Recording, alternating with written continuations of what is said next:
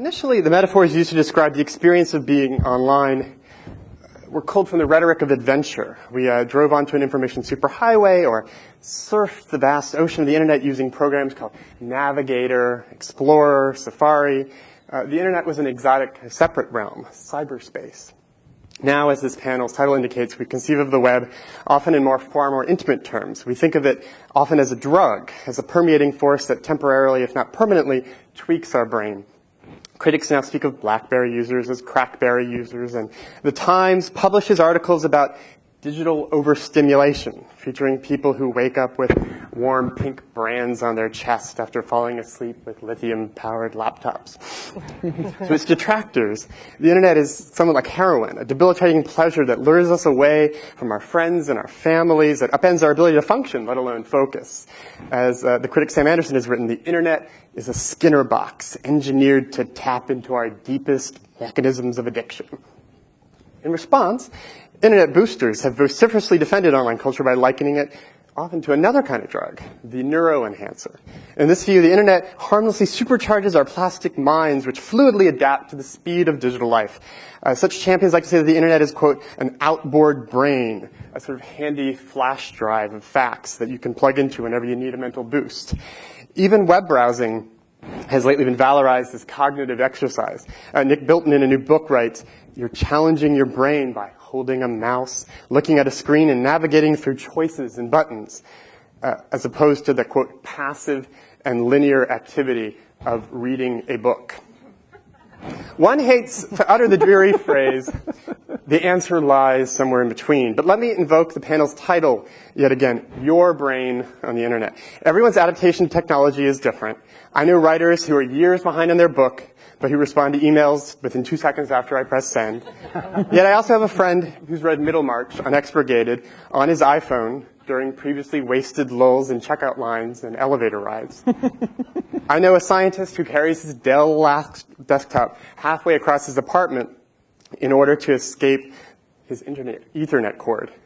And I know a poet who feels that her work has improved because Google Images helps her conjure more surprising word associations, and because Google Books lets her vet the originality of newly forged phrases. So as difficult as it is to generalize, the internet is a defining cultural force, and it is crucial that we begin assessing its impact. And to help us, we've assembled this formidable panel. Allow me to introduce everyone. Nicholson Baker is a novelist celebrated for works such as The Mezzanine Box, and his most recent one, The Anthologist, about a distracted poet, Paul Chowder, who struggles to finish a revolutionary monograph about iambic pentameter. Baker writes sentences that are so minutely observed that they're somewhat like digital photographs zoomed into a mosaic of pixels. And some of those sentences are nonfiction. He received a National Books Critics Circle Award for his book, Double Fold, Libraries and the Assault on Paper, part of which first appeared in The New Yorker. Among his less celebrated literary achievements, Baker has written or edited a number of Wikipedia entries, including entries on bovine growth hormone, the movie Sleepless in Seattle, hydraulic fluid, and cobbler. Warning, in that New York Review essay on Wikipedia, Baker admitted that the cobbler entry, for all his labor, is, quote, still not right. Elizabeth Phelps is the Silver Professor of Psychology and Neuroscience at New York University. On her personal webpage, she writes of her work as this: "My primary focus has been to understand how human learning and memory are changed by emotion." Within the pages of The New Yorker, Phelps has played an invaluable role. She's what I call a, quote, paragraph 26 player, an academic who appears on stage to help our writers and our readers distinguish good thinking from bad. Most memorably, she appeared in a Margaret Talbot article, Duped, about the attempt to create a brain scan lie detector. And her withering assessment of several vaunted brain studies was delectable. Today, perhaps, she will help us pick apart some of the vast scientific and pseudoscientific literature that's purporting to tell us whether the internet is making us smarter or dumber. Jaron Lanier is a humanist first and a whole lot of other things second. A computer scientist, a composer, a visual artist, and a writer. He coined the term virtual reality and helped establish that technology. But as he writes in his recent book, You Are Not a Gadget, he imagined VR not as an escape, but as, quote, a technology that would make this world more creative, expressive, empathetic, and interesting. A A champion of the early internet, of individually designed web pages, and of passionate forums between fans, he's more skeptical of the, quote, hive mind mentality that undergirds Internet 2.0 technologies, such as news aggregation sites and Twitter. As he writes, quote, some of my colleagues think that 1 billion fragmentary insults will eventually yield wisdom that surpasses that of any well-thought-out essay, so long as sophisticated statistical algorithms recombine those fragments. I disagree. Garbage in, garbage out. Jonah Lehrer is a journalist and the creator of one of my favorite blogs, The Frontal Cortex. He is a connoisseur of the clever scientific study, and I expect him to cite a few today in service of his belief, recently expressed in the New York Times, that, quote, the preponderance of scientific evidence suggests that the internet and related technologies are actually good for the mind. Jonah's published 2 books. Proust was a neuroscientist about the connections between science and the humanities and how we decide about the neuroscience of decision-making. He's written articles for The New Yorker, including a fun piece about setting the proper mental conditions for big eureka moments of insight. And in that piece, he noted that, quote, although we complain that the brain is too easily distracted, letting the mind wander is essential. So actually, to begin this discussion, maybe today's first follow-up question is this, in order to let the mind wander and prepare for the big thoughts that all of us are hoping to achieve, do you have to take a kind of solitary ramble in the woods, or can you just follow a random path of hyperlinks? Is surfing the web itself an ideal form of mental preparation? Well, I was just talking about this with a scientist named Jonathan Schooler at UCSB, who he spent a lot of time in the last couple of years looking at the surprising benefits of daydreaming and mind wandering. And so one of the things he's found is that people who daydream more, who are more likely to lapse into a state of mind wandering while reading a particularly tedious section of War and Peace, and this is a crucial caveat, people who are aware when they begin to mind wander score significantly higher on various tests of creativity and divergent thinking. And so I started talking to him about knowing this, has this changed the way he thinks? And he talks about now he's very deliberate about building in daydreaming time into his day. He will go on a walk, not in the woods, on the bluffs overlooking a lovely stretch of Pacific Ocean, and he will leave his iPhone behind and dedicate this time just to daydreaming. And he talks about all the great ideas he's had while daydreaming. And this got me thinking about, one of the ways I get anxious about technology, about having this lovely computer in my pocket, is that now every time I get even a little bit bored, I'm waiting in line, I have 30 seconds to pass, I check my email for the millionth time that day, I play a little bit on SimCity, I lose myself in my 3-inch screen instead of, exploring the usual process of daydreaming, the social counterfactuals, the mashup that always happens naturally when we daydream. And there's been a lot of work in neuroscience on, it's called the default activity, the default network, which is turned on when we daydream. So that is, I think, one of the surprising things I worry about when we talk about technology being everywhere and omnipresent. It's that, is it harder for us to daydream? And if we're daydreaming less, and I don't think you have to be in nature to daydream, but if we are daydreaming less, instead of staring at train windows, we're looking at our phone, what's going to happen? Now, is that something that in some ways is a kind of, understandable sort of intuition that a lot of us have? Or, in terms of the science to sort of back up that notion that we need these moments of respite and kind of break from the constant sort of pinging. Elizabeth, is there any good sort of data yet that can kind of help solve that kind of cocktail party kind of battle that constantly happens now, where people say, it's great that I have, my BlackBerry, and, the spouse that says, it's horrible that you have the BlackBerry. Well, in terms of the data, in terms of the neuroscience of the necessity of rest, mostly relates to memory at this point. So we know, for instance, that sleep is very important for storing memories. And what we think memories are is sort of the compilation of putting together networks in your mind that then essentially form the memory. And we need sleep to be able to store those memories, to form those memories. If you don't sleep, get that kind of rest, what we find is you have much worse memory. Recently, a study done by my colleague at NYU, Leila Davachi, looked at what you get when you just rest after you learn something versus do what you would normally do, like check email. And what she found is even active rest, meaning awake rest, strengthens the networks of memory in the brain. So it seems that, at least in terms of how we remember things, having these moments of quiet, even if you're awake and just, relaxing and daydreaming, is an important function in storing things that you learned so you can retrieve them later on. Nick, as somebody who, writes novels, it seems often in these kind of discussions, it's often like the great book or the great opera that we're sacrificing in this culture of constant, tweeting. That's what's imperiled. Sort of the more ambitious, longer work. Have you found that you have to screen yourself away from the screen, or do you find that actually, you recently wrote an article for the New Yorker about playing video games, and it was a rather kind of, in many ways, sensual and kind of joyful, experience for you, as well as occasionally disconcerting. But is that a good way to gear up to write a novel, to sort of be digitally wired, or do you feel like you need to get away from it?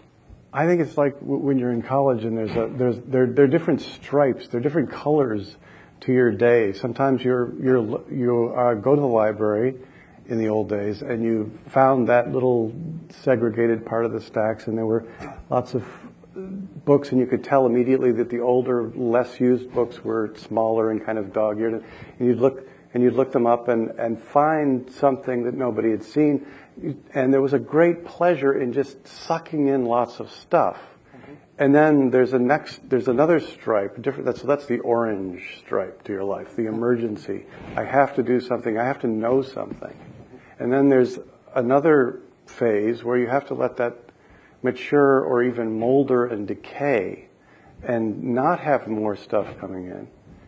And at that point, what I used to do is just go to a carrel somewhere and write the article. I think it's very similar to that now for me, which is that I love the sensation of having things pour into my mind and making connections, but then they have to age and start to break apart and start to become part or attach themselves to pieces of my own personality, and that sometimes can take years. And then there's a phase where you actually have to write the darn thing. Mm-hmm. And in that case, I go out and I get in my car and I drive somewhere where there's no wireless internet and I write it, or find some way to simulate the notion of being isolated. Because at some point, any journalist or artist has to feel that this thing that he's working on or she's working on is the only thing for that moment. It's the only, absolutely most important thing on the planet right now is to write that paragraph. And you can only get that sensation by kind of creating a wall or a moat around yourself. Well, Jaron has sort of talked about that in your book.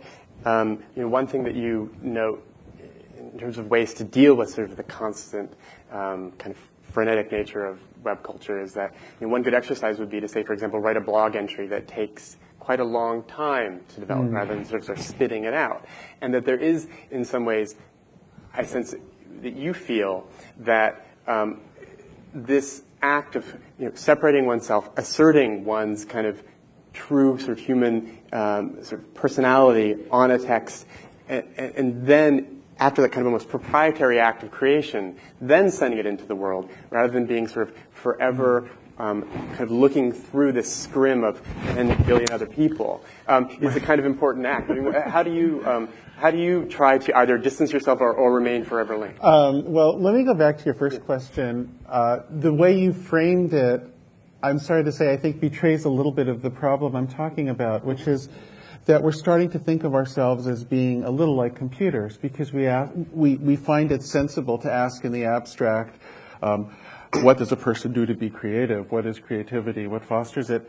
And what if that's the wrong question? What if the right question is, how do people become more truly themselves? And if creativity is actually just one way of talking about people becoming truly who they are and developing as individuals. I've known a great many people who are considered the very top creative minds in various fields, and I've always seen that that's the process. It's not that they go out trying to induce novelty in their brains. Mm-hmm. What they are doing is they're refining and nurturing who they are and unfolding a very particular identity. And in the book, I try to generalize that to a broad principle, which I call encapsulation. And the notion is that if you just have an information system where everything's connected to everything in this vast uniform network, not much happens. The weather's like that. You can get hurricanes and tornadoes, but you don't get novels coming out of the weather. Yeah. What happens when things get interesting, my hair is the enemy of lavalier mics everywhere. It's a constant bane of my stage presentations. It's a genetic problem of mine. I can't help it. If you consider life on Earth at a very early phase, before there were cell walls, there were proto-DNA systems in which information was being exchanged horizontally, and not a lot happened. You had a variety of slimes. As soon as you have the cell wall that encapsulates a collection of genes at once, then nature can ask a more complicated question, and then the answer to that leads to more refinement, and then you have evolution. And so if we want to take this sort of naturalist point of view of ourselves, which is a perfectly good way to think about oneself, we can think of ourselves the same way, that we have to encapsulate in order to be ourselves. And I think creativity naturally arises when we do that. And this notion of bringing in more stimulus and seeking, novelty is not creativity. Novelty is something else. Novelty is cheap. Anybody can, if you can't be novel using the internet today, you're not using it. But being creative requires this intense refinement within an encapsulated system, and I think that's one sense of what a person is. So in some ways, it seems almost you're suggesting the way I frame the question is almost as if you're already raising the idea of of life hacking, like to use this sort of common term that people use now, which is sort of adopting the idea of creativity and productivity as a kind of efficiency machine that one can manipulate. That's one way of looking at that. And yet there are a lot of people who are kind of proponents of this. Oh, it's the dominant. The dominant sort of regime. Yeah. But I don't know, Jonah, do you actually use life hacking strategies? Who here actually is kind of thought of, these technologies in the somewhat, mechanistic, pragmatic terms, I'm a little allergic to the phrase life hacking, but I'm probably a mild life hacker. I think as long as we're incredibly skeptical about life hacking and the premise of and realize that every attempt to change the mind induces all sorts of unintended side effects. One of my favorite examples of that is people who, take Ritalin and Adderall, snort it, chug Red Bull, try to increase their focus. And this is a very common thing. And what they don't realize is that when you increase your focus, you narrow the spotlight of attention and decrease divergent thinking. And there's lots of interesting evidence that there's a natural trade-off in the mind between states of intense focus and the ability to have moments of insight and come up with all sorts of new ideas. So, for me, that's a general lesson in ramping something up in the brain comes with all sorts of inevitable trade-offs, and I think too often we're blind to those trade-offs. I've got no problem as long as you know that the task you're doing benefits from a very strict kind of focus. Sure, go ahead, snort some Ritalin. Try to hack into those 3 pounds of meat, but realize it's going to come with the cost. Are you going to say something, Nick?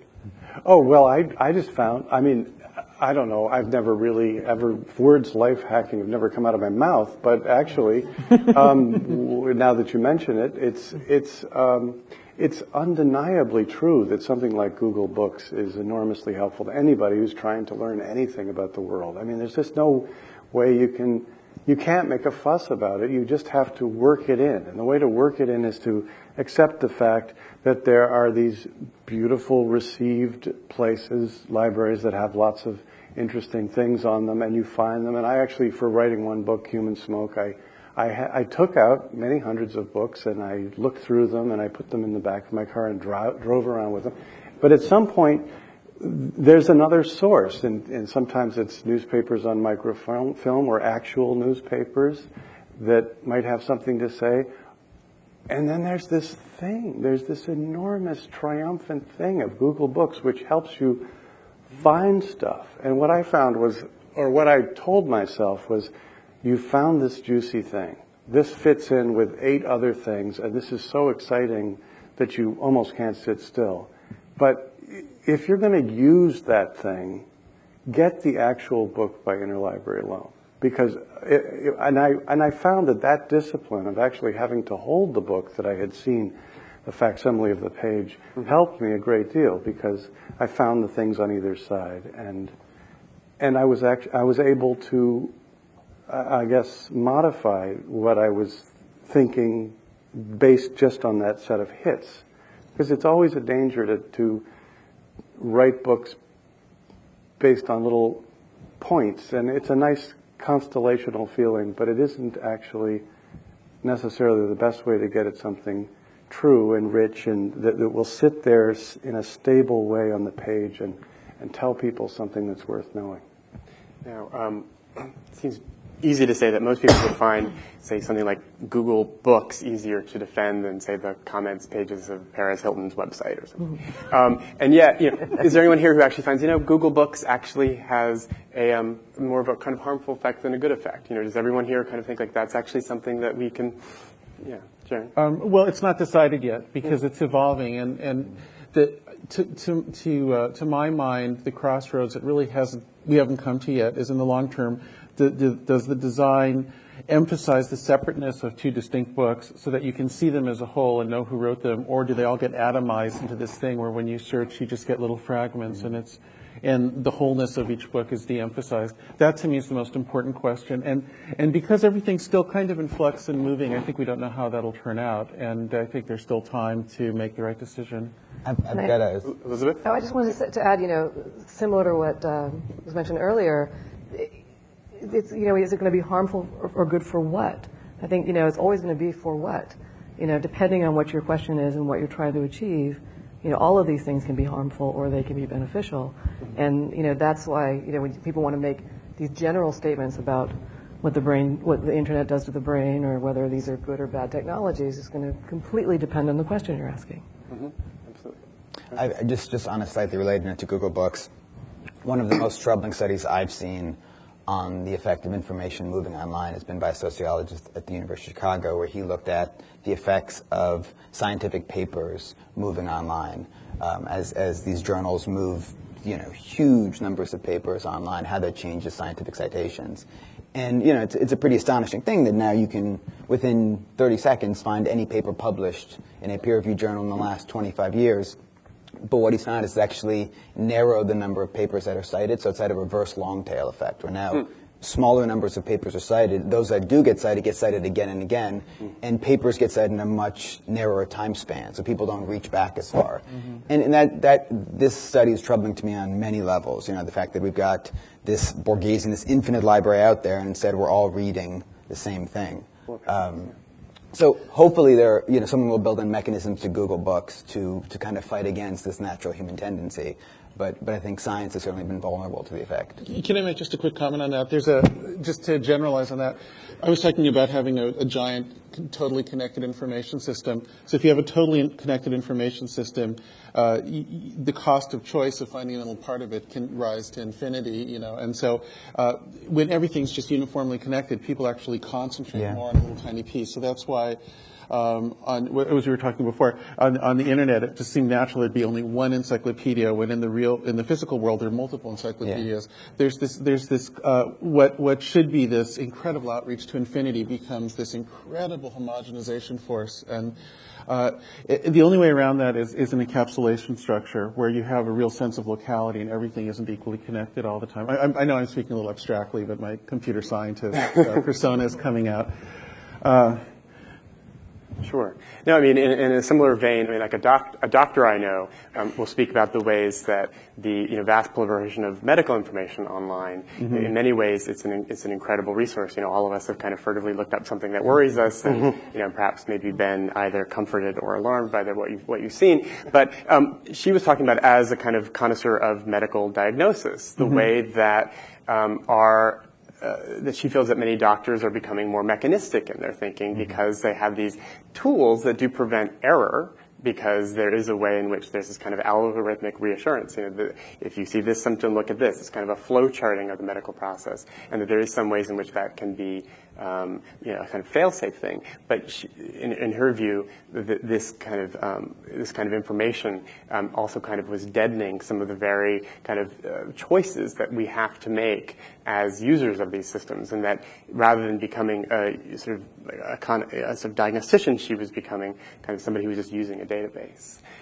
Is that something that, like I know, Jaron, in your book too, you talk a little bit about sort of the emergence of these kind of vast internet databases such as Facebook and Twitter, things in which kind of the spy software, whatever you want to call it, of the companies are kind of looking and into your own expressions on these sites and using them to learn about you demographically so that they can sell things. That's a sort of a shift in the way that web culture used to be. Right. Sort of early days in which people kind of controlled their own websites, and sort of if you want to make a homepage, you would sort of code it yourself or have a friend who knew how to code it for you. But what does that mean for us? When this kind of shift happens. Well, the personal computer revolution in the 70s and 80s was based on a sort of an enthusiasm for the idea of a middle class. And the notion was that ordinary people could have a computer, could do what they would with it, and could build their own lives using it and enhance them. And I think empirically it worked out. I think a great many people's lives were improved by them. And then around the turn of the century, we switched profoundly to this different way of thinking about it, which is that the purpose of the internet is that you have the most preferred nodes that gather the most data on everybody else and act sort of like a spy service. And then you use that differential information that the people themselves don't have access to in order to make money. And that concentrates money, and it asks all those people who were being spied on to adopt this ideology that information wants to be free and you should give it away and all that, which has its merits. I helped promote that initially. I'm not saying it's entirely an awful thing, but the effect is this incredible wealth concentration. And two kinds of people took that up. One is the kind that made hedge funds and high-frequency trading, and the other are the folks who made businesses like Google and Facebook. And in operation, the two are very similar. And the key thing to understand is that an ordinary person who isn't benefiting from being close to one of the privileged computers feels themselves to be a customer, but what they're actually dealing with is a little phony. So you have your Facebook persona or your Google activities that you're aware of, and you might tend to them and care about how they seem to be. But there's this other persona of you that represents you, this other database entry that's the secret one that you don't get to see. And then the true customer views you as a product. And the true customer is some advertiser or somebody seeking access to you off to the side. And this is a scheme for running the computation and civilization is just absolutely not sustainable. It leads to some sort of a scenario like H.G. Wells' Time Machine, where humanity splits in two. The ones close to the servers live forever, and the others are peasants or something. It's not something we can continue, and we certainly should start thinking about some more distributed form of clout in the online world. But speak about the individual user, though. I mean, in some ways, people, especially when Twitter and things like that were first initiated, there was a certain cohort of people that would have loved to kind of, demean the very notion of sort of participating in these services, thinking, well, what's so great about making a status update, or how banal, do you want to be, and sort of, and yet, I think most of us by this point have all seen a brilliant tweet, a brilliant status update. We've seen that, human ingenuity kind of is able to, take over forms that maybe even have the deadening quality of a survey. Facebook may tell me, give me your likes and your dislikes, but somebody clever, I know, will inevitably find a way to kind of play with that in an increasing way. I mean, do we, you have a lot of faith in kind of, sort of, individual humans, Yeah. So these new technologies that people worry are coarsening us. Who here sort of thinks that we've been pretty good at sort of making sure that they don't remain cheap, pithy? I'm totally optimistic that people. I mean, I wouldn't even bother talking about this if I thought it was a lost cause. I mean, actually, I like it when people use these tools to their own purposes, but they can't do that without thinking critically about them. Yeah, I've got a bit of faith in the stubbornness of human nature. There's a clever study done last year by two social network researchers, Nicholas Christakis and James Fowler, and they were interested in whether or not people who've got 1,000 friends on Facebook or 10,000 friends on Facebook, do they have more friends in real life? Because we've known for a long time that the average person, the vast majority of people have between 4 to 7 close personal friends. There's only so much time in the day. We can't cultivate that many intimate relationships. to make a long story short, they found a bunch of different ways to figure out how many close personal friends people had, and they found that there was virtually no difference between people who weren't on Facebook and people who had 1,000 friends on Facebook, that we all had between 4 to 7 close personal friends. so you know, I think I've got some faith in the stubbornness of human nature, the fact that we've got these amazing new tools, which are so exciting, and can seem a little malicious too. And Facebook can call these people who've got 10,000 of friends, but in the end, we've only got time for 4 to 7 close personal friends.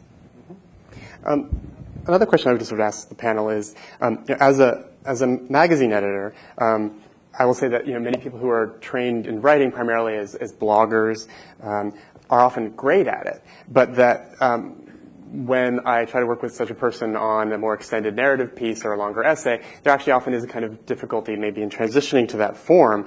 And, do people think that there is, by creating kind of writing and culture in these fragments and these bits, is that changing the way that people make arguments? That the way, or do we feel that, this is a totally different mode of communicating, and it in no way affects sort of people's ability to kind of think critically, deeply, in a longer way?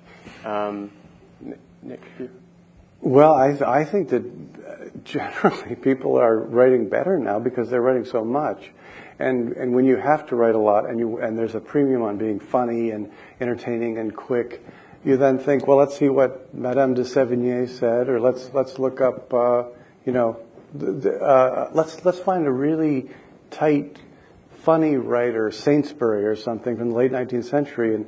And I think that sometimes, or I think in general, the level of fluency, of just able to kind of sling it out and hack in a comma and then get to the semicolon and get done has improved. But then, because there are screen loads, there maybe hasn't been as much of the architectural building of an argument or a longer story. Those things still seem to inhabit the ink on paper world, but I don't see that it's been a terrible thing at all. And I think it's been fun. Yeah. That's the basic thing. We've really had a lot of fun.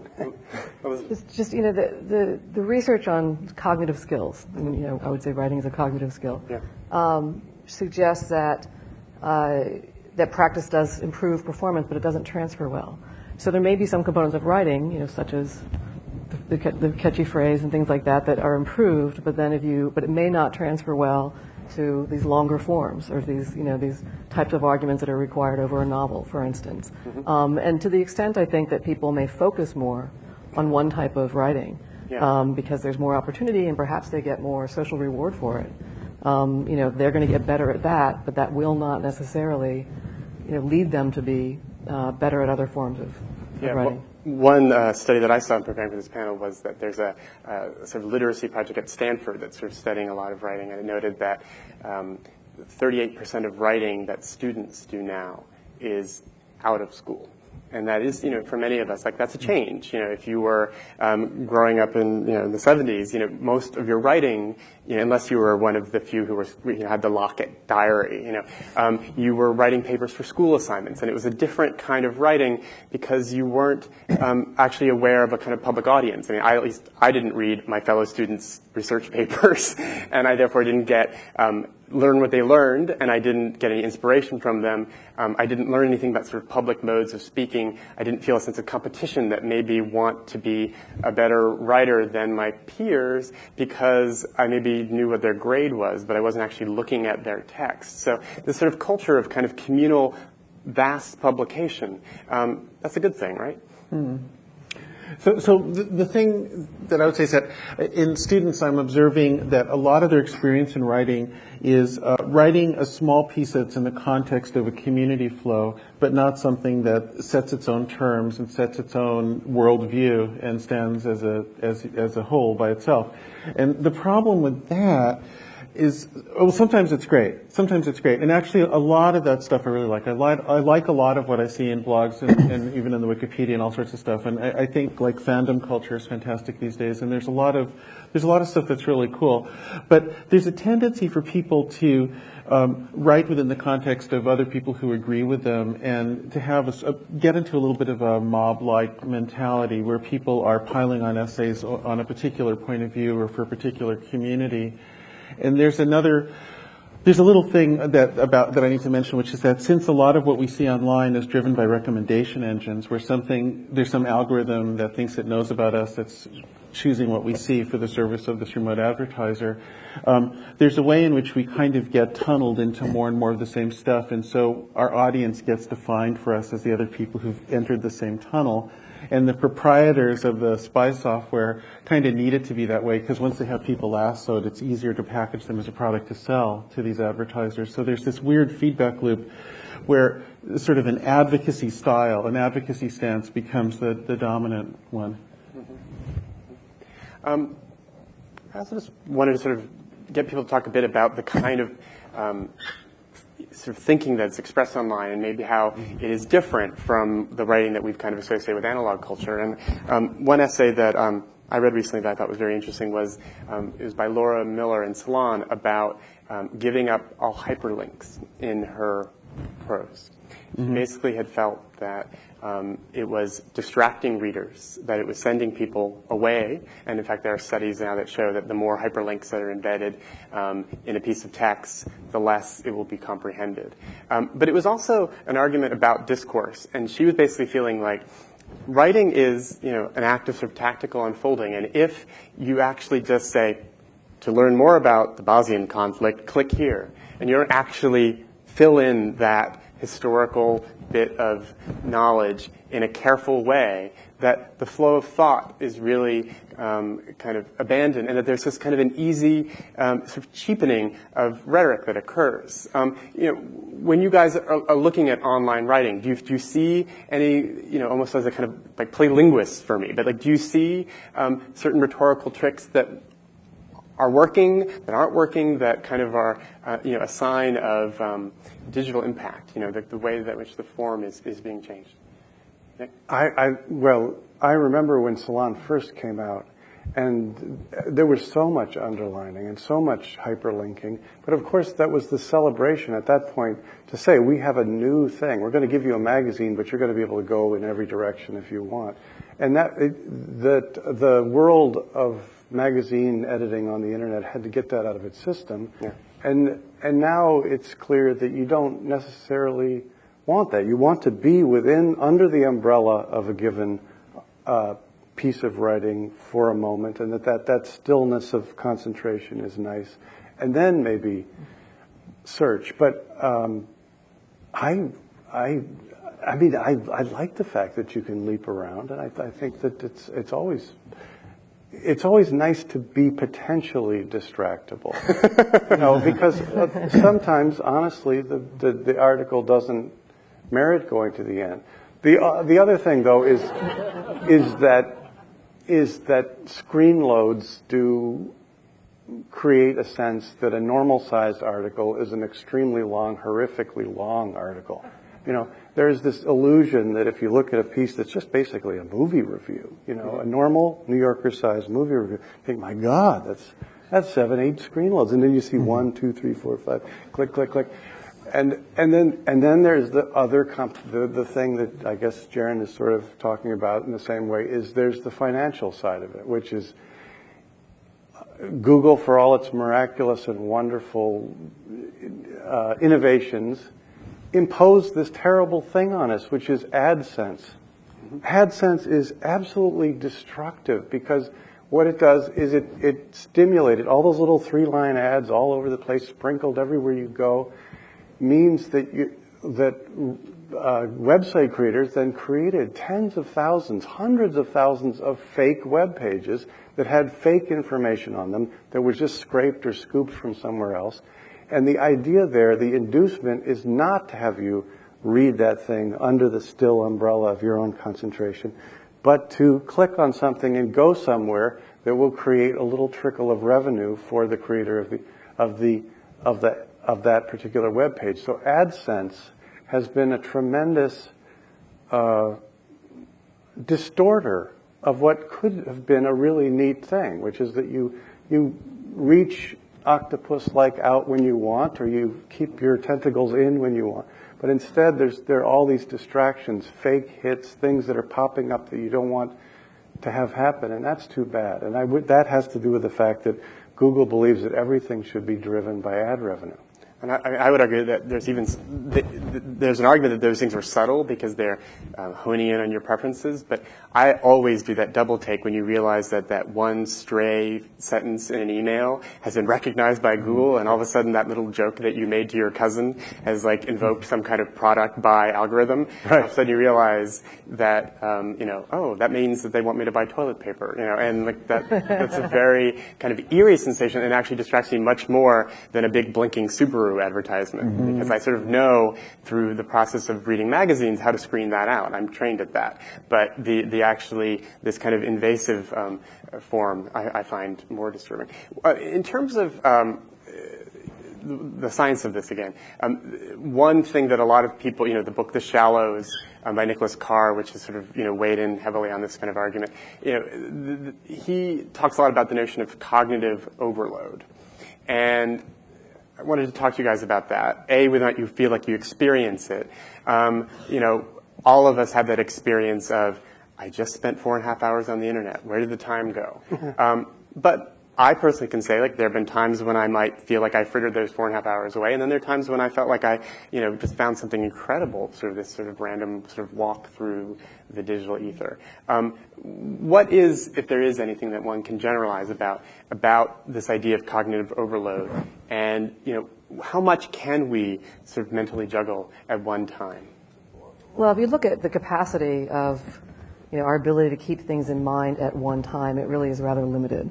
It used to be thought 7 plus or minus 2. Now we think it's probably closer to 3 or 4 items that we can keep in mind at one time. And so, that suggests to us that we can, that suggests to us that we actually, when you divide your attention, we know that you do more poorly for things that require some effort, such as remembering things, for instance. Divided attention is a way to get at the things we can do automatically versus not. And most things that that we consider, important, we don't do so automatically. Driving, we can be somewhat automatic, but even then, we need a lot of resources for that because we have a lot of practice with driving, right? Yeah. And so there's lots of evidence on, if you're texting while driving, you might as well just be really drunk. Wow. So our evidence suggests we can't multitask all that well, and you get worse performance in general when you multitask.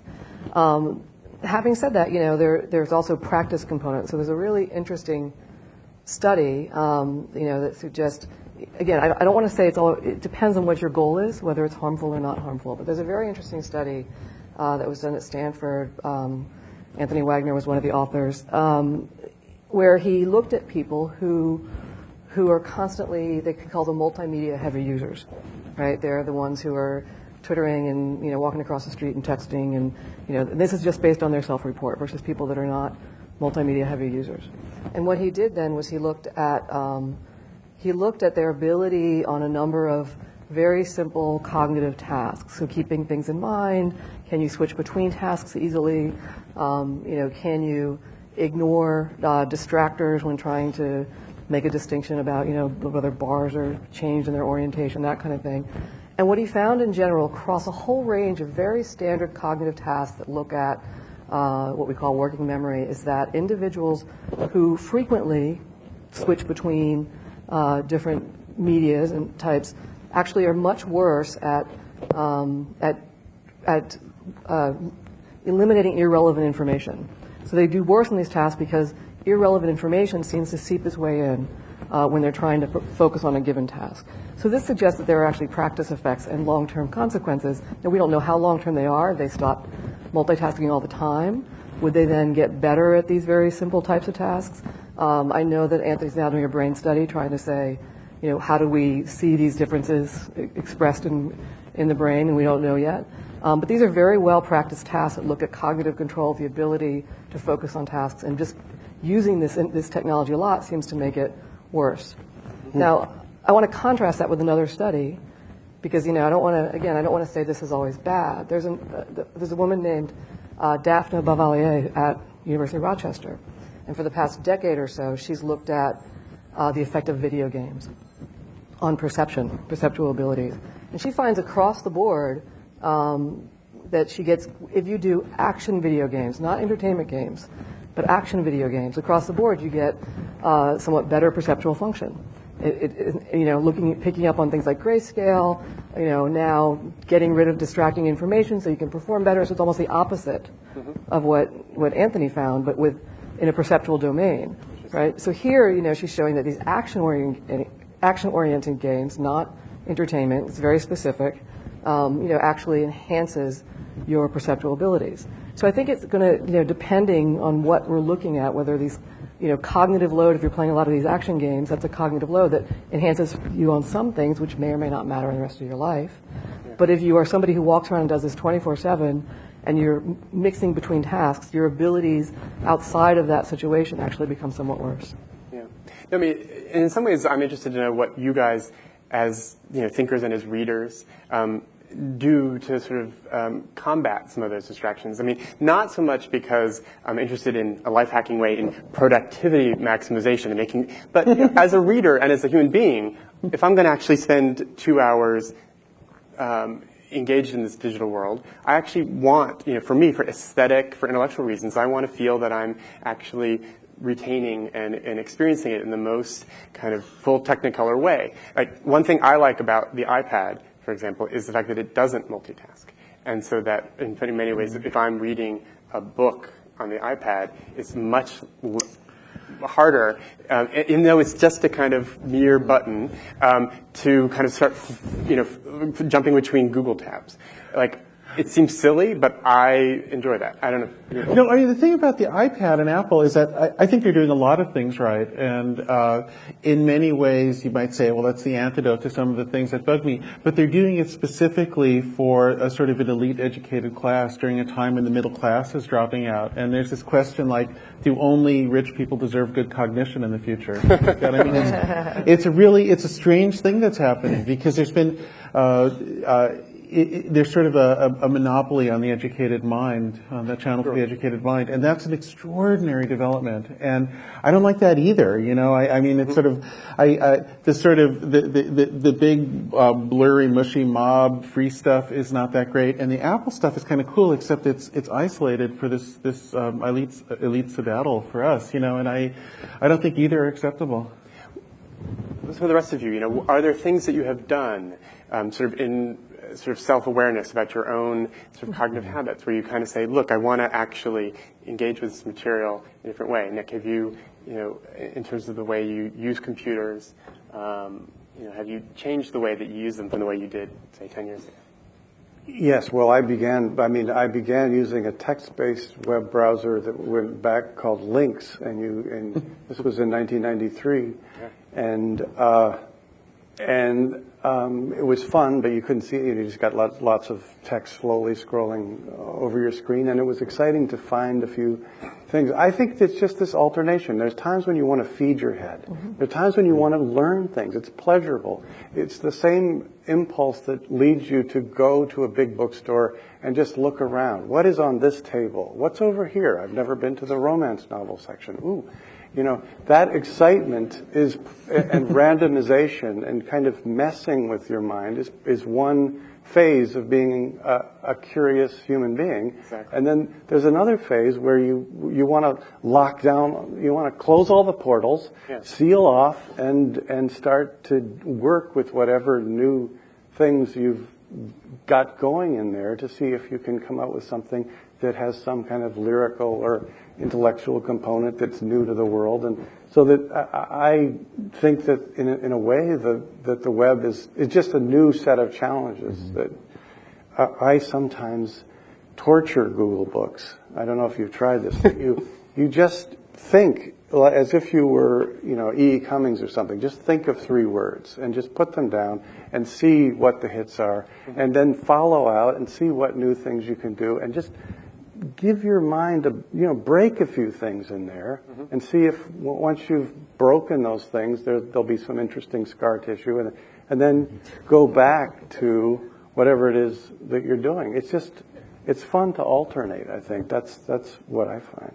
I tend to agree. I mean, I like to think of the internet in terms of its trade-offs, and one of my favorite metaphors, analogies for the internet is that it's a bit like a city. So there's interesting literature on the cognitive effects of walking down a city street. There's an elegant study done by Mark Berman at the University of Michigan, and he compared people who walk down for 2 miles the mean streets of Ann Arbor versus people who walk for 2 miles in the Arboretum. And what he found is that when you compare these groups, the people who had to walk in a city performed significantly worse on a whole battery of cognitive tests. Tests of attention, tests of memory, tests of working memory. They were in a worse mood, and that's simply because it's not easy for the brain, particularly the prefrontal cortex, to walk down a city street. You've got to avoid pedestrians, you've got to not get hit by taxis, you've got to not order the Frappuccino, and all these things draw down our limited cognitive resources. And so when you get to the lab, you perform worse. So one could write the scare article and say, cities are making us stupid. We should all move to the exurbs, as quickly as possible. Don't walk down Fifth Avenue, whatever you do. And yet, I think the data on now we all recognize cities are the engines of economic productivity. There's a reason we're all sitting in Manhattan, that people become more productive when they move from Manhattan, Kansas to Manhattan. They have more new ideas. They invent more patents. So in many respects, urbanization is the great theme of the 21st century. So clearly cities are very, very valuable. So I just try to think of the internet in terms of those trade-offs. It may make me perform worse on certain cognitive tests. It may make me look stupider when you bring me into a psych lab, but it clearly has benefits. And I think in the end, it's a very valuable technology because it allows people to connect with each other, because it allows us to exchange ideas and trade knowledge. So when I'm online, I try to, in general, focus on that theme. That's a beautiful comparison because I know the feeling of face fatigue. I mean, everybody knows that if you go down a very busy street and there are too many faces and you feel that there's just too much, and that's the same. There's sometimes if you're feeling, say, if you're actually lonely or you're actually unhappy, and then you surf around and it's just this endless stream of random hits and everything. It just feels that it fits in with the wrongness that there are disembodied things coming at you in swarms. But if you had a lot of sleep that night and you maybe had a good breakfast and you go out and it's not face fatigue. It's that each face is that's another human being. I could know that person, and that excitement is fun. It's good. And the web sometimes feels that way too. It's just, what am I going to find out? And that's great. I've been suggesting to my students that they put a penny in a jar or some other amount every time they look at their Facebook page, not just for the savings, but just to become aware of what they're doing, because you always pay attention to money. So it's just a little technique, just so you know what you're doing. That's really interesting. Yeah. Yeah. One of the writers I work with, Alex Ross, recently installed on his computer a program called Freedom that just allows him to not be able to sort of connect to the internet for, say, 3 or 4 hours, so that he can write. And then sort of that self-imposed enslavement sort of ends, and then he can sort of check his email. So there isn't the feeling that you're sort of having to walk away, and and yet it sort of helps you to both have what you're saying, the kind of the moments in your day when you want the inflow, and then when you want to not, and that you can actually control that in ways that we tend to sort of been talking about as if we are helpless. I wanted to shift a little bit to a discussion of sort of culture and the way that the internet has affected culture, both either in terms of making it smarter or coarser. In many ways, at the beginning of the internet, people would talk about, oh, look at these viral videos and these kind of trivial forms of entertainment that are created by people being able to pass little pictures of lolcats and things around, and isn't that kind of dumb? But one thing that I often think about in terms of the way the internet has affected culture is that I think that films like Syriana, Inception, Lost, things that are sort of narratively baroque, are in many ways, I think, dependent on the internet and your ability to sort of almost sort of vet the hyper-complications of the narrative and discuss them with your friends. And that there's a way in which, like, if Gravity's Rainbow had been written when the internet was created and there had been a simultaneous kind of publication and mass reading of that book at the same time, it would have been incredible. But, like, I feel that sort of, culture in many ways has kind of responded to some of the power of the internet. And now sometimes I find that these narrative complications are kind of empty gestures, but I find it interesting that the sort of unbelievable memory, sort of hive mind, actually can do something creative. And since you've talked about the hive mind, I think fandom is one of the great success stories of the culture of the internet, and what you're saying rings true to me. I mean, the problem is that if the internet destroys the economic means for making movies like Inception, then all we're left with is the fandom talking to itself, and that's no good. So the thing, in the long term, we're heading in a direction that wouldn't work if things don't change, but I think they will. I think certainly a feature film is an example of encapsulation, as I was talking about it before. It's like this big thing that you really have to present as a whole. And so if somebody puts a lot of effort into an encapsulated object of some sophistication and then people talk about it, that certainly works. If there's only the talk without the encapsulation, it doesn't. And that's the crucial difference. There's that horrible moment when somebody has worked for 6 months on a piece and it goes up and it's divided into 9 parts, and you see the comments of the whole piece at the bottom of the first bit, and they're all, oh, well, that was a light effort from so-and-so, and, and it really hurts to see something. I think you were talking about, I heard you talking in a better way about this ahead of time, but this is something that I really don't like, is the idea that you can so quickly dismiss something that was hard to do. And I think that we've got to evolve a way to just to allow people to react in whatever terse, negative, nasty way they want to react, but not so that the thing can't live out its life to the end, at least. If it's going to be in 8 parts, at least save the really nasty comments to the end. There was a period when I used to think that at the New Yorker we should just rename ourselves TLDR, too long, didn't read. That was, but hearteningly, I think we now notice on our own website the most emailed articles are routinely 16,000 word pieces. And Twitter, I think, has actually been a boon to that. Whereas, sort of, say, 5-6 years ago, the blogosphere was kind of the dominant mode, and there was a kind of cultural vaunting of the short, and every publication was sort of thinking, oh, we need to shrink our content down to accommodate the new cognitive limitations of modern humanity. But now people are realizing, well, actually, Twitter can be an intellectual medium and a mode for exchanging, and rather than engaging in sort of reading of 340-word summaries of long articles, well, why not just read the long articles? But in terms of politics, I think this is what I was trying to talk about before was when, say, the New Yorker or any magazine publishes an article that has a political cast now, whereas, say, 10 years ago, you might wait 3 or 4 days for people to read the piece, then offer a digital analysis of it in some form. But now, within minutes, you have an intellectual sort of riposte, either like, Jane Mayer is awesome, James Mayer is the devil. And sort of this kind of bifurcated response, to me, is not illuminating. And it sort of precludes the ability for people of opposite political point of views to communicate. And that's, I think, what you're talking about, Jaron, is just the way that micro communities can be self-reinforcing. Right. Well, when you mentioned Jane Mayer, of course, her expose of the Koch brothers comes to mind, and this to me was, everybody read that? Yeah. So this to me was astonishing because, as pessimistic as I am about a lot of what goes on online, this one even shocked me, and I think the problem is that if we have this idea that everyone should work for free and everybody's blogging for free, well, you can bribe someone who's not making any money a lot more easily than you can bribe someone who's making a living. So basically, the blogosphere is very easily corruptible for exactly the same reason that you can't have a long-term stable democracy without a middle class.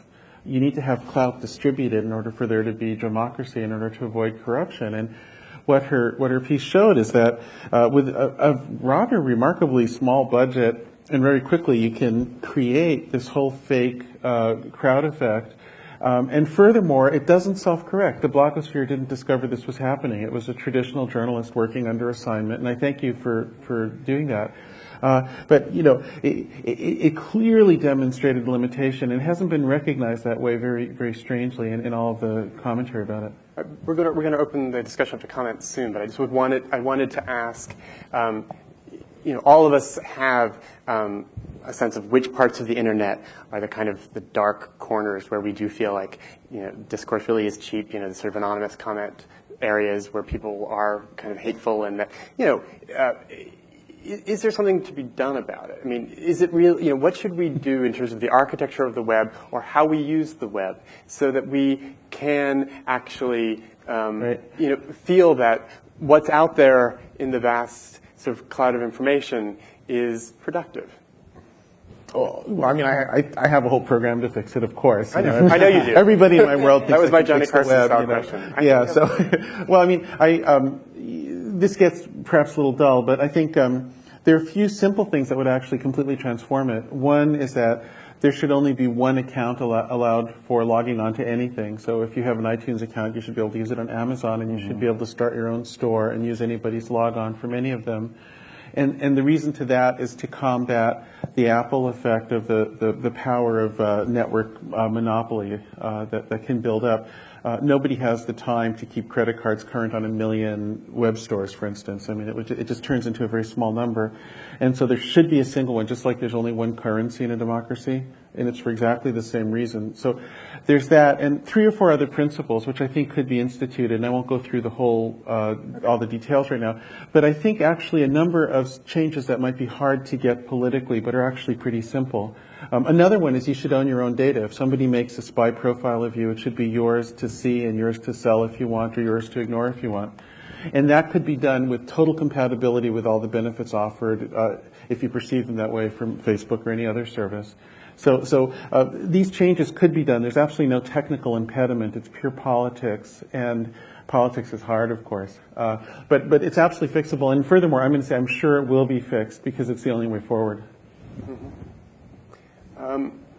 Well, I mean, my own experience with the blogger is that anonymity is that's when people are anonymous is when they're most venomous. So I think anything we can do to make it harder for people to just troll and be anonymous and say nasty, nasty things that, of course, they would never say to your face because we interact differently, I think would be a good thing. Obviously, that's tough to do and controversial, and some people love the anonymity of the internet. But I think when you talk about the venom and sometimes the hate speech and the nastiness about, you know, simple political arguments, I think the anonymity is a big problem. Elizabeth, on that note, I mean, I'll get your comment, but these notions that there are certain sort of bad behaviors that have almost been developed online, is there any evidence yet that those behaviors translate back into the real world? Like, as you said, you know, oh, you wouldn't actually speak to me that way to my face. But as we become more bellicose and kind of ruthless online, does that actually translate to something other than cable television? I mean, do we, you know, are people becoming more impulsive, impatient, rude? So, you know, in terms of the research, let me just answer your first question, and then sure. I'll talk about that. But, you know,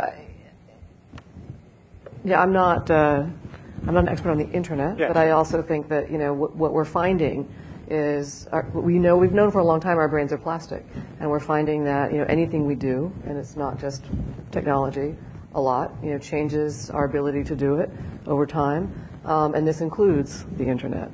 And what we're finding in terms of the things we care about, that sometimes these things are helpful and sometimes they're hurtful. But the truth is, you know, this is a pin on the brain and the internet. We barely talked about the brain, partially because we know so little about the brain and the influence on the internet on behavior in any concrete way. There are a handful of studies. We talked about some of them, but they're really just a handful of studies.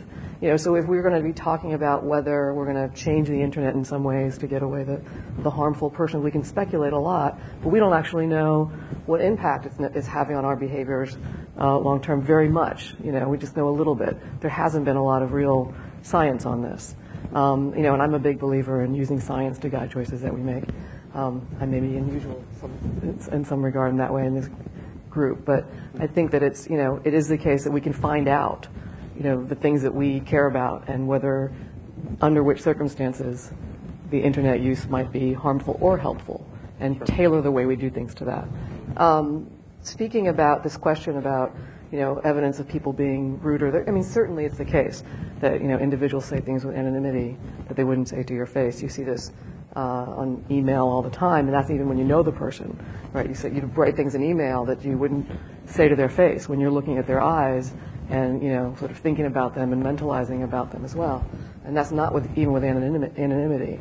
The best evidence, though, whether this transfers outside, I think there's a lot of work looking at aggression, and this didn't happen necessarily with the internet, but it's video games have brought it back, but also with TV back, you know, in the early days of TV, does watching TV make you more aggressive?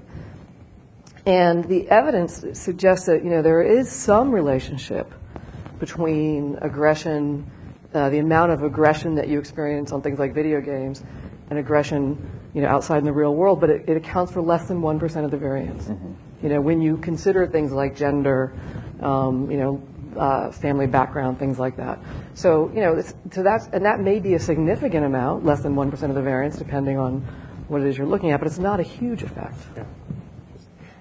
And I think that there's a lot of self-correcting that's going on. It would be, I see the point of insisting that that everyone has one logon and that anonymity is forbidden.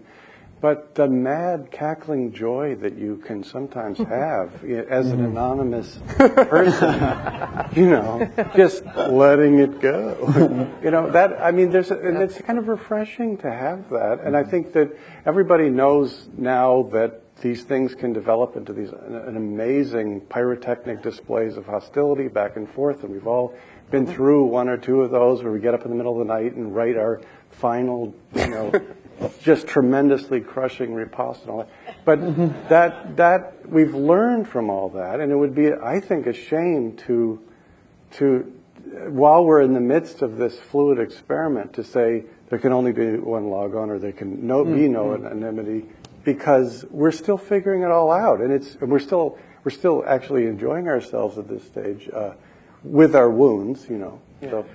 Yeah. I need to clarify something. The one logon thing has to do with an economic and security issue. But as far as your actual persona online, my actual position is a little more nuanced than that. I think that there are two extremes that both are bad for our character. One is the total anonymity of 4chan or blog comments or YouTube comments, where people do tend to turn into jerks.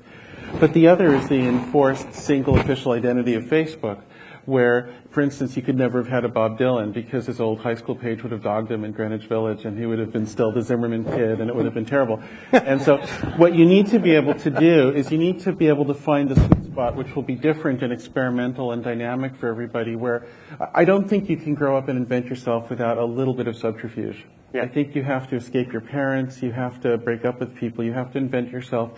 And some sort of perfect world where everybody has their official logon is a disaster as well. There has to be an ability for people to chart an in-between course that's all their own. And the key point here is individual autonomy and individual control of your own choice. And I think that is what allows for self-invention.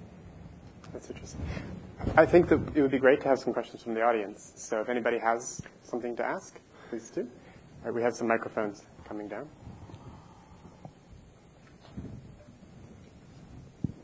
I have a loud voice. I'm a school librarian. I work with children aged 4 to 12.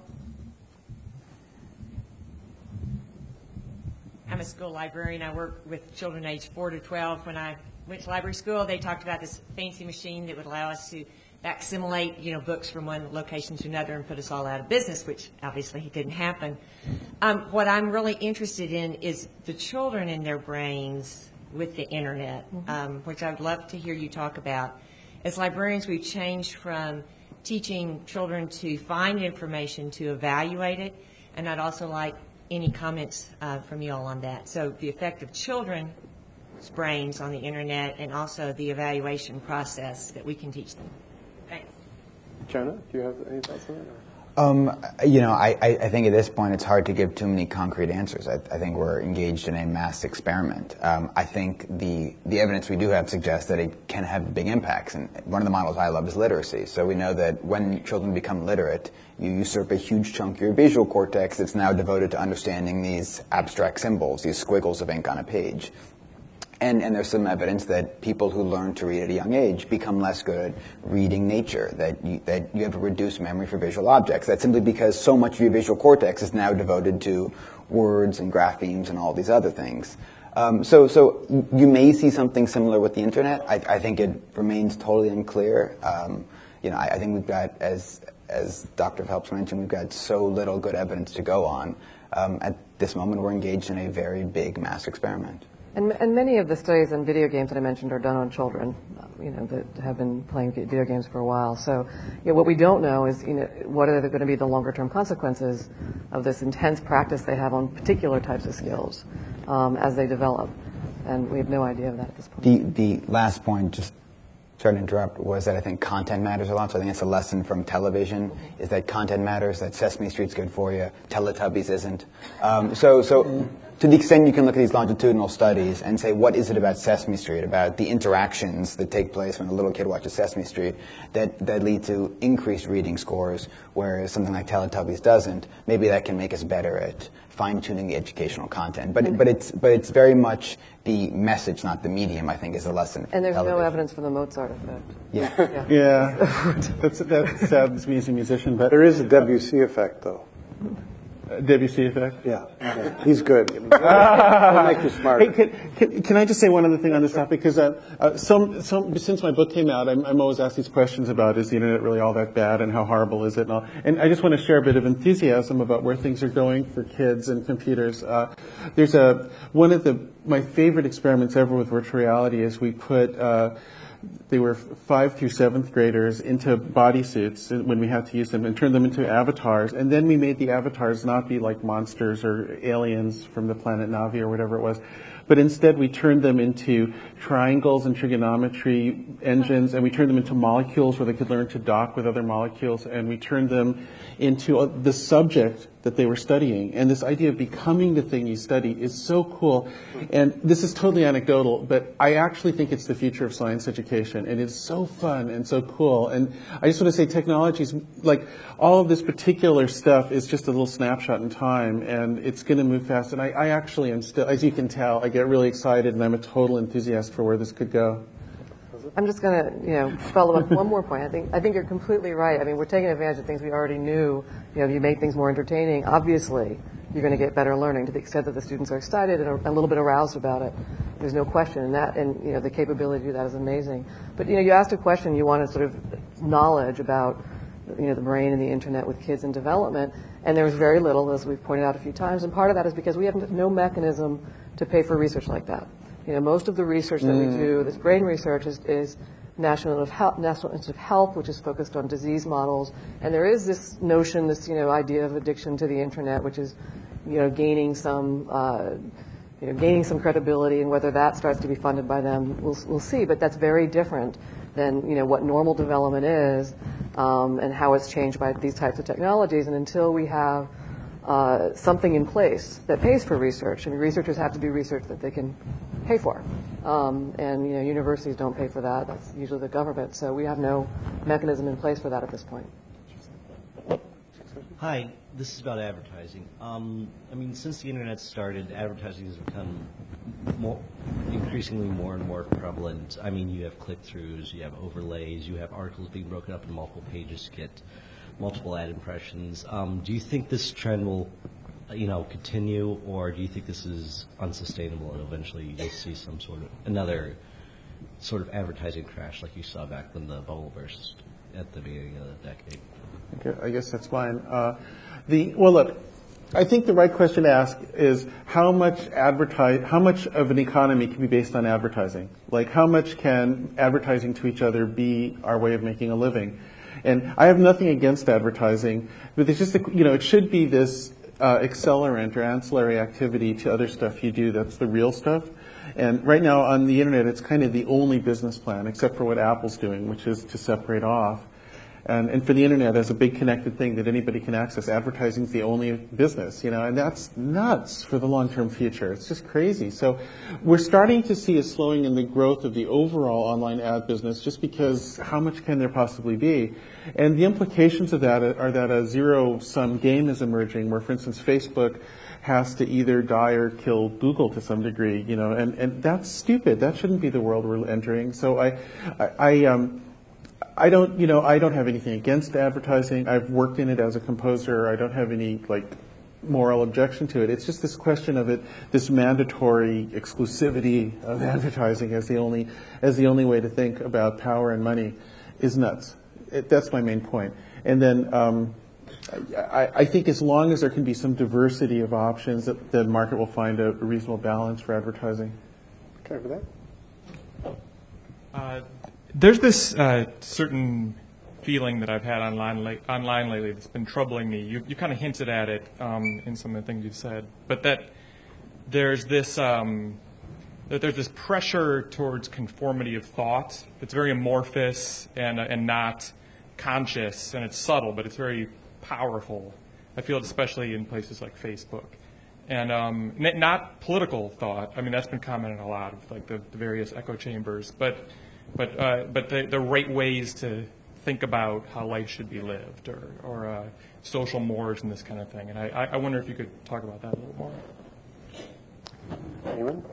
Who's a Facebook user who wants to? I think it goes on Facebook quite a lot. I think, and the thing that's unfortunate about is that you can become conformist without realizing it because you're not in. I think in real world high school conformism, you separate into little gangs, but then you see the other ones across the gym or something, and you're sort of aware we're goths, we're not the jocks or something, whatever it is. And in Facebook, in that world, it doesn't erase the reality of the physical world, but there are whole domains that exist only in the online world now, and in that you only see your own kind, so you're no longer defining yourselves in comparison to that other group over there, and so there's this kind of blindness that sets in, and so that you're not even aware. And as I said before, there's that perverse incentive where the more you can be lassoed, the more valuable you are to sell to that advertiser who's the true customer, and you are exclusively the product. You should never forget that. That's the number one lesson to learn. So I see it all the time. I mean, it's an awful position to be in to comment on this, especially if you're older than students you teach or something, because I don't want to be somebody telling students, oh, you guys are being kind of too conformist, or can't you, it's an ugly position to have to be in, and trying to find the right way to communicate about that effect is a challenge, but it's crucial that people become more aware of it. My anxiety is about the potential. I was talking to a social network researcher who's consulting on a project which is, it would data mine Yelp, data mine Facebook, look at what your friends like, and then you'd be able to walk into a mall and say, phone, this app's going to be on your phone, and say, based on what my friends like, what should I order at Starbucks? Mm-hmm. What T-shirt should I buy? What should I order here? And they argue, and somewhat persuasively, that people make so many bad decisions. We're so persuaded by things like advertisements that we make lots of bad consumer decisions. And so given what we know about how influential our peers are, that you could use this data and help people make better decisions. And so that's how they sell the idea. When you think about it in terms of conformity, I think, this very clearly would just accelerate the process of conformity, just because you would be told very simply what all your friends like, and why wouldn't you want to try that too? So that's when I get nervous, when I hear about kind of the next step of the process. I wish you could be in some of the meetings in Silicon Valley where we talk about that kind of stuff, because the language is capturing the peer group. So the idea is that you capture the peer group while they're young, and then you've gotten them sealed in for life on whatever, So there's this you don't even need advertisement. Yeah, it's advertising's always had that idea, but there's this notion of capturing the whole group at once instead of the individuals, and it's.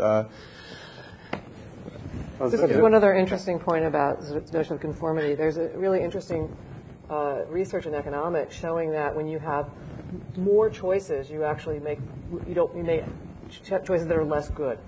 You go into the grocery store and now you've got to choose between 25 different toilet papers. that you're going to choose for sillier reasons than if you had to choose between 2 or 3. And so this notion of increasing, the number of choices does not necessarily enhance the quality of the choices, which may lead to, some difficulty in some more conformity across the board. A couple of things, Daniel, about how my brain is on the internet. We used to talk about transactional workers and knowledge workers and how acquiring knowledge took a long time, but now knowledge acquisition is transactional. I don't have to go in too deeply to acquire knowledge, so that's changing things. And the cyber knowledge isn't creating artificial intelligence, it's creating augmented or assisted intelligence, at least for me. And the other thing is about the metabases, iTunes and Google, what they're collecting about all of us. Steve Jobs and Sergey Brin, they're the new emperors, and these databases represent the new empires. At least that's what I'm thinking. I don't know if you have any comments. Well, Jobs definitely has the character of an emperor. Brin does not. I mean, it's really interesting. Different, like the particular people who ended up in these things are actually quite different, and that it's odd. I mean, like Jobs is. I mean, my personal theory about Jobs. I'll tell you. When he was a kid, he and a guy who's also a friend of mine went together as best friends to India to go see a guru and go through the whole Indian guru thing. And they came back, and this one fellow who became the first employee at Apple, Daniel Kotke, sort of, I think, was a little skeptical of the whole guru thing. And I think Jobs looked and said, "I want that job." Like the whole guru thing is that you actually don't treat your supplicants all that well, but they love you all the more. And there's this particular almost sadomasochistic interaction that takes place, and I really think he mastered that and brought it into modern Western marketing. It's not Standard Oil, maybe it's Standard Tunes. Standard, well, yeah, he's Sexy Sadie, sort of, I think, if you remember that. And Sergey is a remarkably clear-headed, sincere, sweet guy. I mean, I criticize Google, but it's not like they had an evil plan. It's just I just think the way it's worked out is wrong.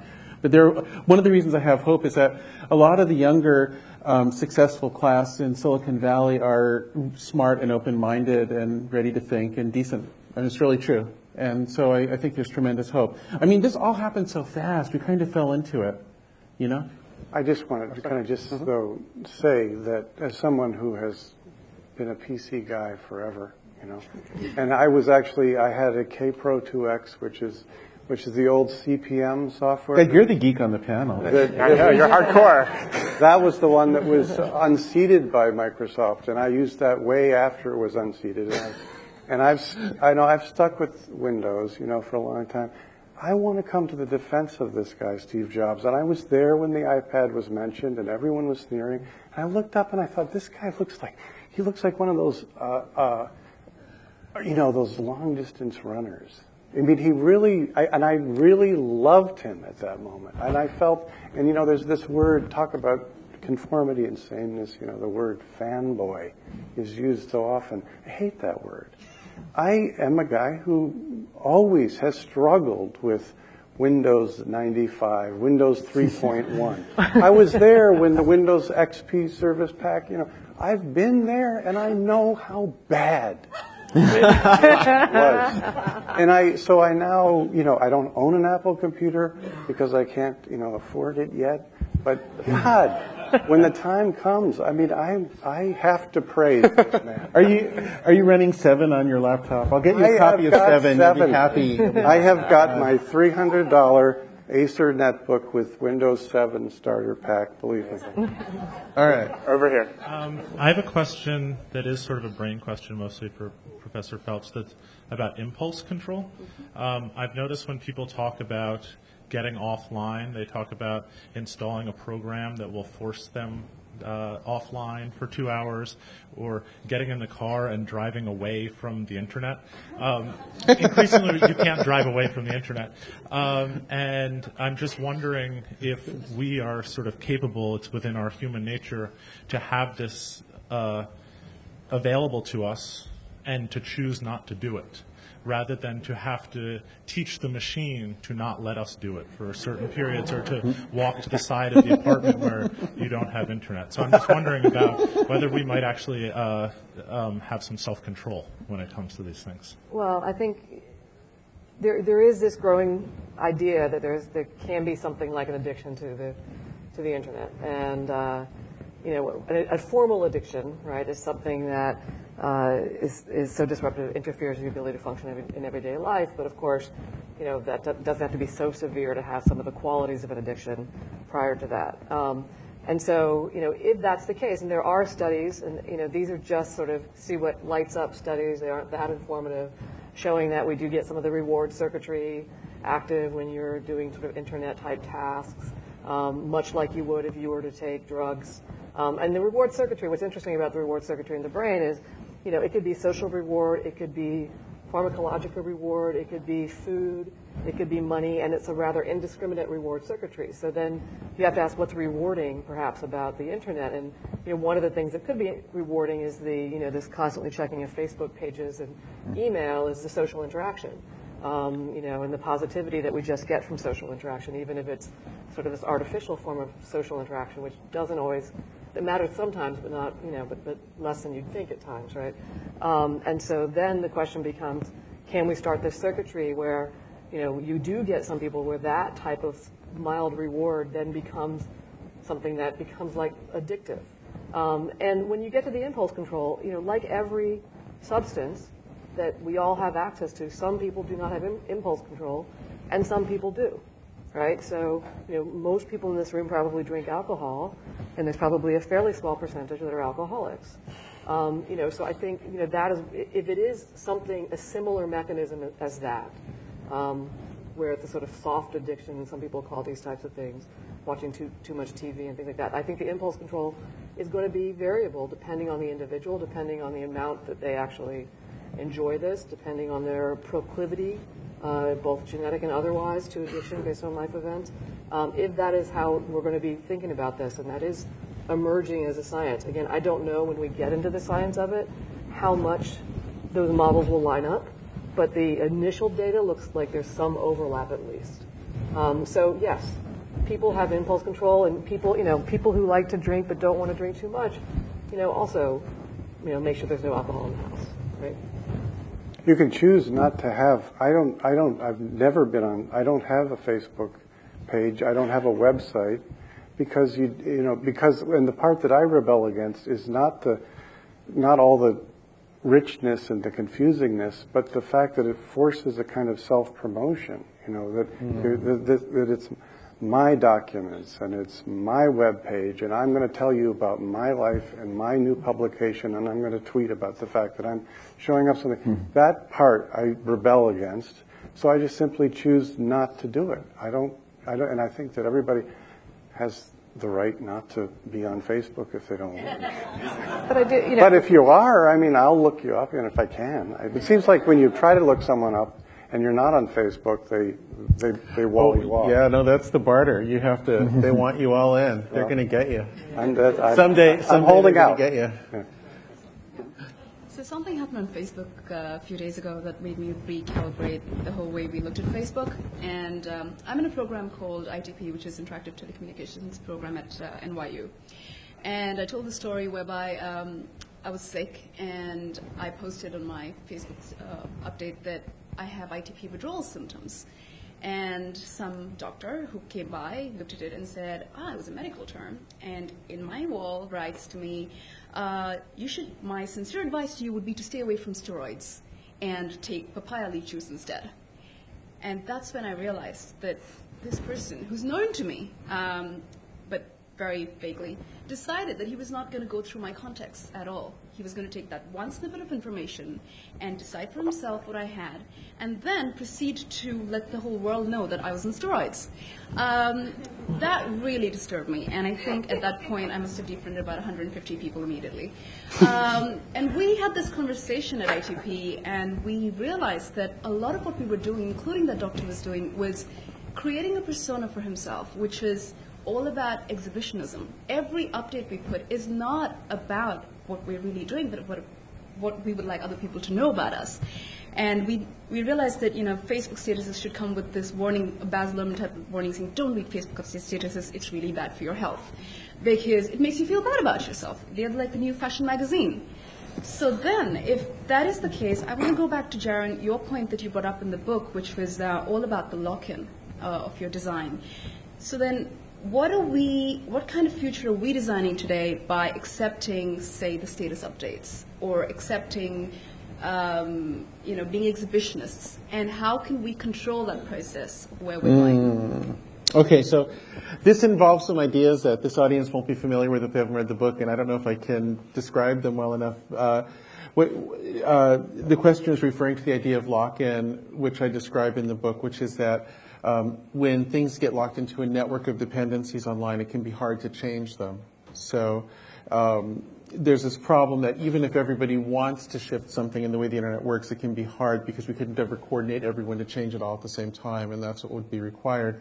So it's a sort of a technical amplification of the difficulties in shifting online designs, and of course by implication how we're redesigning ourselves. That we might make a change to how we think of a human being, how we structure being human, and it might take longer than we'd like to rechange it because of these technical problems of lock-in. But I can't even really do more of a summary than that with something like this. It's a read the book, buy it, One thing I'll just say about that, just in terms of how you kind of emotionally deal with that kind of culture of self-promotion and sort of bragging on Facebook, is a friend of mine calls this it doesn't get any better than this phenomenon. When someone writes on their Facebook page, champagne, a snowmobile, and St. Moritz. It doesn't get any better than this. Yeah, and you can actually begin to enjoy that as a kind of connoisseur of other people's kind of, you rarely actually feel like, does it get any better than this? And you actually think your own life, yeah, like I have my own modes of happiness, I have my own modes of joy. And so like, don't be oppressed by what other people are kind of, bragging about. Just use it as a mode of recognizing how individual we are. Anyway. Oh, sorry, I didn't see. Could any of you comment on your thoughts about net neutrality?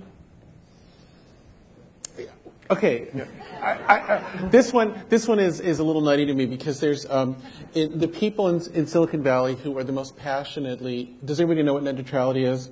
Okay. I don't know how much time we have. Very roughly, there's a debate going on about what role the government would play in ensuring that a company like a Comcast that might be in between you and bits someone else is sending you, whether they can charge different amounts for different types of bits. And so in Silicon Valley, naturally, we want net neutrality because our business isn't the Comcast business. We're the server side, and we want to reach you without anybody in between being able to hold us hostage.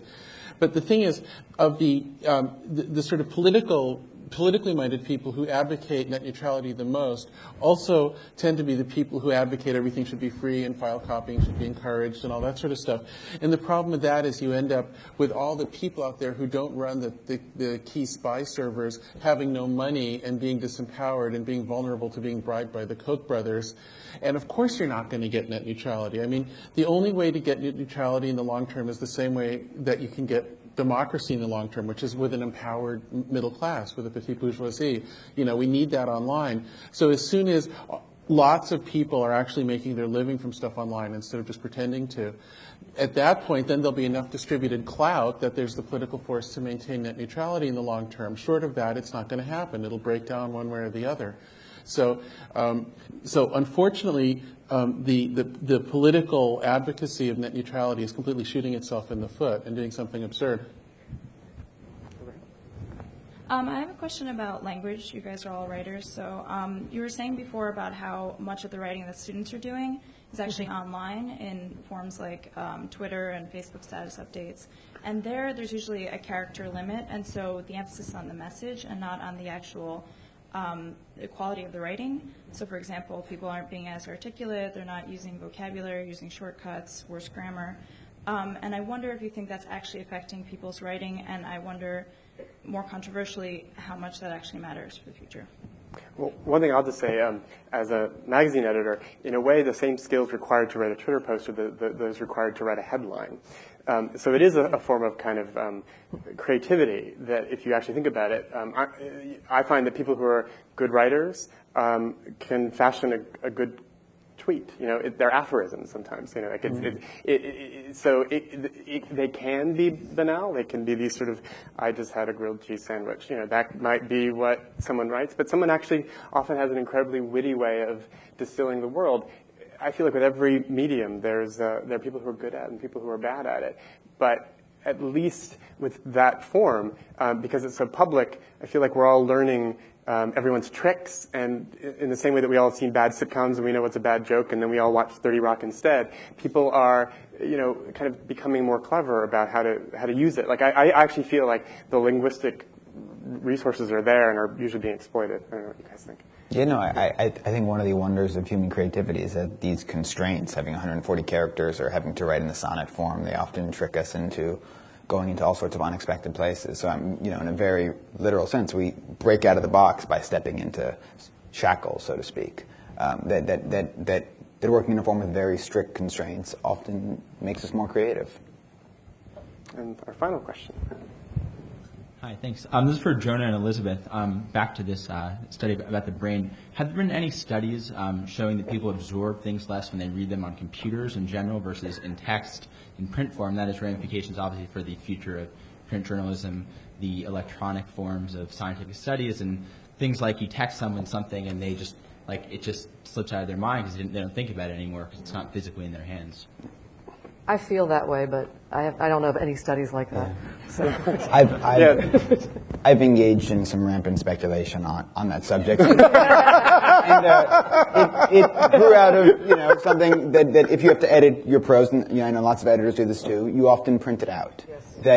That how we read something very much depends upon the form of the text, and to this send me off to the neuroscience of reading. And what you discover is that the human brain actually has two distinct pathways for reading. We've got a dorsal root and a ventral root. The ventral root is when we're literate readers and we read something and it's printed in neat, clear Helvetica font and it's a simple sentence. It's very quick, very automatic. We process it just like that. We're not very aware of the act of reading, and we may be less aware of the content itself. And then we've got the dorsal root, which is, when the ink is smudged, when you're reading Proust or late Henry James, and there are subclauses within subclauses. And so reading is a little bit more difficult. And there's some related work in psychology. It's levels of processing effect, which is that in general, the harder it is to process something, the more likely we are to remember it. That it seems to stick. The difficulty makes it stick. And so I speculate, and this is complete, utter speculation, that given the great theme of screens, from television to computer screens, is to making the content easier and easier and easier to perceive. And that's often a wondrous thing. It's why, I like watching golf on my television, even though I don't really like golf very much. It's just so nice to perceive. That one day, maybe the next generation of the iPad will just make reading so easy that we'll forget how to flex our dorsal muscle, so to speak. We'll forget how to read something difficult. So that's a completely hypothetical, speculative worry, but, it's something I like to worry about. I also just want to say, I think, I obviously grew up reading paper, and I still print things out when I edit them. But I wonder if people who grew up reading, on Kindles are going to have a different feeling about this. Whether that's going to be something that they, it would be difficult for them to look at a piece of paper and edit it. There's a flurry of, there were a whole bunch of studies in the 80s about this because people were really worried. Mm-hmm. And they found in general that there was a slower, that people read more slowly, that they did worse on comprehension tests when they were forced to read something on screen versus the same text on paper. The problem is that was a screen with a resolution of a little under 100 pixels per inch. So the real question is when the pixel density gets really dense, do we then, does that go away? And do we then get the kind of impossible moment when the iPad has got the pixels so crunched down that it doesn't matter at all? And maybe that'll be true. But you have to print out something if you want to proofread it right. There's no question. I will say that this friend of mine who read Middlemarch on his iPhone 4, that he argues that the small screen that only allows 170 words or whatever it is on a page, actually for him was a more sort of actually clear and sort of transparent way of entering the text. Never had that brain fog moment of I'm looking at a Penguin Classics and I'm reading 8-point type and I can't remember where I am. That he actually found it in some ways a more transparent system. So maybe that will work. Anyway, thank you all for coming. Yeah.